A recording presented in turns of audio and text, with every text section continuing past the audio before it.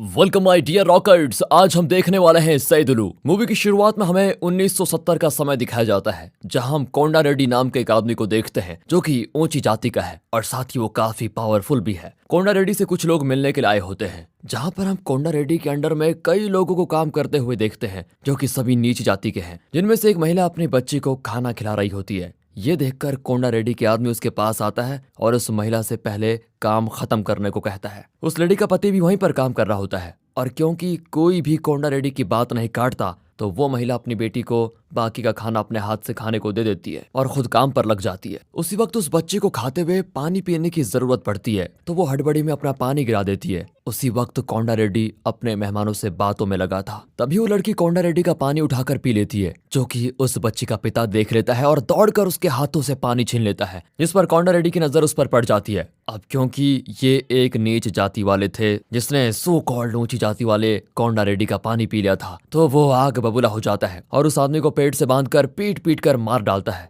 सिर्फ पानी की वजह से। फिलहाल यहीं पर यह सीन होता है कट। अगले सीन में हमें 1988 का समय दिखाया जाता है, जहां हम उसी गांव में इस कहानी के हीरो सैदुलू को देखते हैं, जिससे उसका दोस्त आकर बताता है कि सिथालू शहर से अपनी पढ़ाई पूरी करके वापस आ गई है। और ये सुनकर सैदुलू काफी खुश होता है। दरअसल सैदुलू बचपन से ही सिथालू को पसंद करता है, जिसके बाद सिथालू शहर में LLB करने चली गई। एग्जाम देकर वो वापस लौट आई है। अब बस उसे इंतजार है रिजल्ट का, जिसके बाद वो अपनी प्रैक्टिस शुरू करेगी। उसके आने की खबर सुनते ही सैदुलू भागते हुए अपने घर की ओर निकल पड़ता है। वो भी नहा धोकर अच्छे से तैयार होकर फिर वो सैदुलू को मिलने के लिए उसके घर पहुंच जाता है, जहां सैदुलू की बहन लक्ष्मी भी मौजूद होती है। सिथालू भी सैदुलू को देखकर काफी खुश होती है और फिर वो सिथालू के पूछने पर बताती है कि मेरा रिजल्ट कुछ ही दिनों में आ जाएगा, उसके बाद फिर मैं अपनी प्रैक्टिस शुरू कर दूंगी। इसी बीच दूसरी तरफ हमें कोंडा रेड्डी को दिखाया जाता है, जो कि एक फैक्ट्री गांव में सेटअप करना चाहता है। उसके लिए कोंडा रेड्डी ने कई सारे गरीब और नीची जाति के लोगों की जमीनें उनसे कम दाम पर जबरदस्ती अपने नाम लिखवा ली है। उसी वक्त कोंडा की नजर सैदुलू के पिता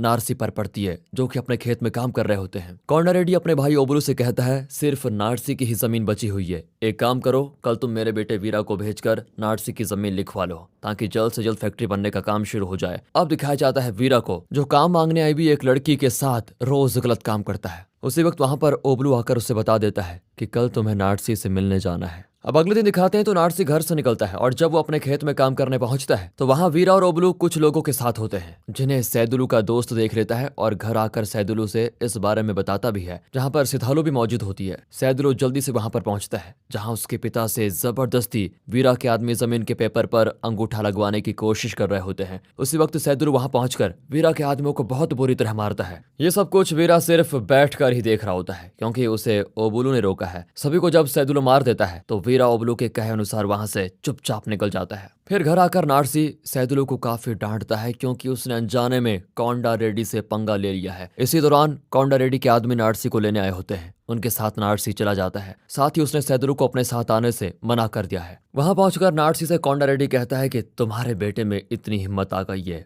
अब या तो तुम ये जमीन हमारे नाम करोगे या तुम्हारा बेटा मरेगा। बेचारा नरसी मैटर खत्म करने के लिए अपने बेटे की जान बचाने के लिए उन पेपर्स पर अंगूठा लगा लेता है, जिस बात का पता जब अगले दिन सैदुलू को चलता है तो वो काफी ज्यादा गुस्से में होता है, क्योंकि इस जमीन के अलावा उनके पास और कुछ नहीं है। सैदुलू कोंडा रेड्डी को मारने चला जाता है, लेकिन तभी सिथालू उसे ऐसा करने से रोकती है और कहती है हम कानूनी तरीके से उनसे लड़ेंगे। फिर वो सैदुलू को पास ही के गांव में रहने वाले एक वकील के पास लेकर जाती है, जिसका नाम प्रभाकर है और वो छोटी जाति की समस्याओं पर ही काम करता है। उनसे मिलकर सैदुलू सब कुछ बता देता है और जब वो जमीन को देखते हैं तो उन्हें पता चलता है कि जिस जमीन पर कब्जा करके कोंडा रेड्डी फैक्ट्री बनाना चाहता है वो असल में सरकार की है और सरकार ने उसे गरीब लोगों को दिया है, तो उस पर तो कोंडा रेड्डी कब्जा कर ही नहीं सकता। वो सारे पेपर्स बनाते हैं और सैदुलू से उन पेपर्स को उस गांव के तहसीलदार को देने के लिए बोलते हैं, जिस पर सैदुलू बिल्कुल ऐसा ही करता है। अब क्योंकि तहसीलदार भी लोअर कास्ट का था, तो पहले उसके दादा कोंडा रेड्डी के यहाँ बाथरूम धोया करते थे और उसके पिता कोंडा रेड्डी के पांव दबाया करते थे। लेकिन बेटे ने मेहनत से ये नौकरी पाई है और वो सरकार को धोखा नहीं कर सकता, इसलिए वो सीधा जाकर कोंडा रेड्डी की फैक्ट्री का काम रुकवा देता है और इस जगह पर एक बोर्ड खड़ा कर देता है। इस बारे में जब ओबलू को पता चलता है तो वो काफी ज्यादा गुस्सा होता है और सारी बात जाकर वीरा को बताता है। इस पर वीरा अगले ही दिन सीधा तहसीलदार के घर पहुंचता है, जहां उसके आदमी तहसीलदार को बुरी तरह मार देते हैं। साथ ही वीरा तहसीलदार की पत्नी के साथ वो भी कर देता है। साथ ही जाते वक्त कहता है कि तुमने अगर उस बोर्ड को हटाया नहीं तो मैं रोज आकर तुम्हारे सामने तुम्हारी बीवी के साथ ऐसा करके जाऊंगा। इस घटना के बाद तहसीलदार अपनी नौकरी से रिजाइन कर देता है, क्योंकि वो समझ चुका था कि कॉर्नर रेड्डी के खिलाफ वो अकेले नहीं लड़ सकता। इस वजह से वो सैदुलू से भी माफी मांगता है कि मैं अब इस मामले में अब तुम्हारा साथ नहीं दे पाऊंगा। ओबलू उस बोर्ड को गिराकर फिर से काम शुरू कर देता है। अब सैदुलू भी ये भूलकर आगे बढ़ने का फैसला करता है। इसके बाद हमें लक्ष्मी को दिखाया जाता है, जो कि एक बकरी चराने वाले सुब्बू नाम के लड़के से प्यार करती है, जिसके बारे में एक दिन लक्ष्मी के पिता नारसी को पता चल जाता है और वो सुब्बू को बहुत बुरी तरह मारते हैं, क्योंकि वो उनसे नीची जाति का है। लक्ष्मी सुब्बू से प्यार करती है, इस बारे में सैदुलू को पता था, तो वो लक्ष्मी के बताने पर अपने पिता को रोकता है। वो नारसी से कहता है कि आप में और कोंडा रेड्डी में कोई फर्क नहीं है। वो अपनी नीची जाति के लोगों के साथ गलत करता है, उन्हें दबाता है। वैसे आप भी अपने से नीची जाति वाले लोगों के साथ वैसा ही व्यवहार कर रहे हैं। हमारे देश का यही तो दुर्भाग्य है, गलत जब तक खुद के साथ हो रहा है तभी दिखता है, नहीं तो किसी को कोई फर्क नहीं पड़ता।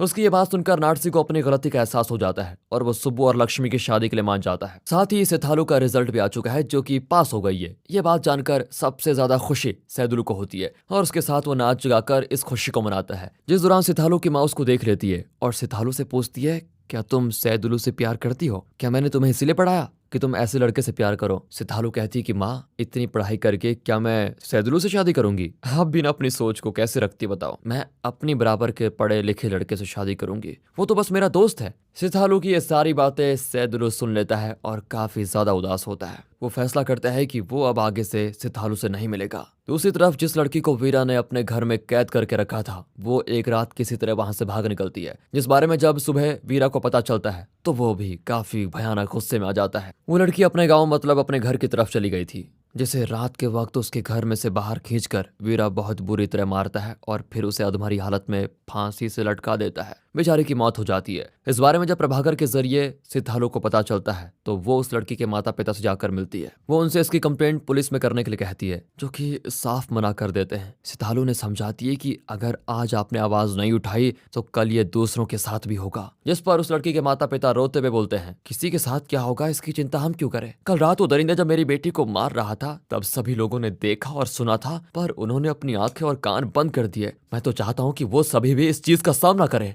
अब ये सारी बातें सिथालू सैदुलू को बोलती है। सैदुलू कहता है कि हमेशा से यही होता है और यही होता रहेगा। लोग हमेशा अपनी बराबरी वाले को ही ढूंढेंगे, जैसे कि एक जाति वाला अपनी जाति वाले को, पैसे वाला पैसे वाले को, पढ़ा लिखा पढ़े लिखे को। और सैदुलू की ये बात सुनते ही सिथालू समझ जाती है कि उस दिन सैदुलू ने सब कुछ सुन लिया था। तो वो उससे कहती है कि वो सब मैंने तो बस माँ को चुप कराने के लिए ही बोल दिया था, बाकी प्यार तो मैं तुमसे ही करती हूँ। अब इस बार तो सिथालू की माँ उसे सैदुलू के साथ देख लेती है और सिथालू उनसे साफ कह देती है कि मैं सैदुलू से ही प्यार करती हूँ, उसी से शादी करूंगी। आगे हम सैदुलू के दोस्त की शादी होते हुए देखते हैं, जो कि अपनी बारात लेकर जा ही रहा होता है, तो उसे वहां पर वीरा मिलता है। वीरा सैदुलू के दोस्त को खेत के बीच से रास्ता बदल कर जाने के लिए कहता है। असल में वो नशे में था और जब सैदुलू का दोस्त नहीं मानता तो वीरा उसे बहुत बुरी तरह मारता है। इस बारे में जब सैदुलू को पता चलता है तो उससे रहा नहीं जाता, पर अपने पिता के रोकने पर वो रुक जाता है। अगले दिन सिथालू सैदुलू से आकर बताती है कि मैं 3 दिनों के लिए प्रभाकर के साथ शहर जा रही हूँ। मैं तुम्हें यही बताने के लिए आई थी कि लक्ष्मी की शादी के दिन मौजूद नहीं रहूंगी।